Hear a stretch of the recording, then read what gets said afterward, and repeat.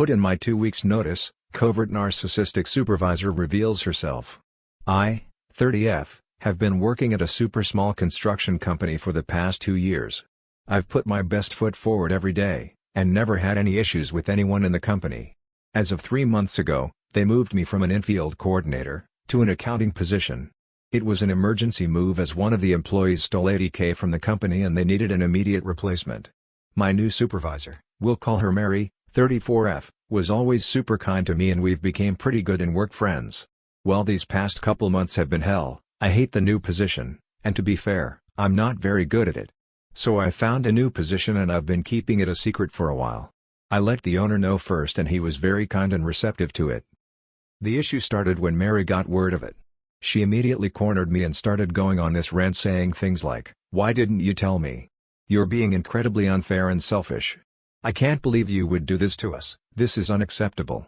Don't ask me for a referral because you are not getting one from me, etc." I politely told her that the opportunity was something I simply couldn't pass up. She then went to the owner and asked for any details I might have given to him about the new company and new position, I believe to try to sabotage me leaving, and thankfully I hadn't discussed any details about it with anyone. It was awkward after that, but I didn't think anything of it. The next day when things took a turn for the worst, Mary decided to be petty and removed all of my authorizations to any accounts I had so I couldn't perform any of my daily tasks. I didn't want to leave on a sour note, so I brought it up to the owner as Mary was out of office that day. He reauthorized my accounts and I continued to work. Mary was back the following day and was completely livid that I had went around her and talked directly to the owner. Her actions towards me would only get worse from here on out. The next day, I came in to notice that my desk was moved and my computer access was taken away yet again. Cue the malicious compliance. Since I couldn't do any of my daily tasks, and really didn't feel like dealing with a screaming Mary, I was on Reddit for basically the whole day. At the end of the day, Mary came into my new back storage office and said, "Busy day today." I know mine was. I just smiled and said yep. Exhausting. She did not like that response and went to the owner to say that I was purposefully not doing my job, and my last 2 weeks would be pointless so we should just let me, go now. The owner disagrees, calls me into his office, and after I explained what she had done, he gave me access again, and told Mary to work from home. Another day goes by, it's extremely peaceful now that Mary is working remote, but unfortunately this does not mean my day was getting any easier. Instead of taking my access away, she had IT start forwarding all my emails to other employees in other departments that had nothing to do with my specific position. At this point I only had 3 days left and so I just took it as okay, this sucks for them, but it's on Mary's head if anyone has any questions. I looked at my PTO and I had way more than I had thought. So why not use those for my last days?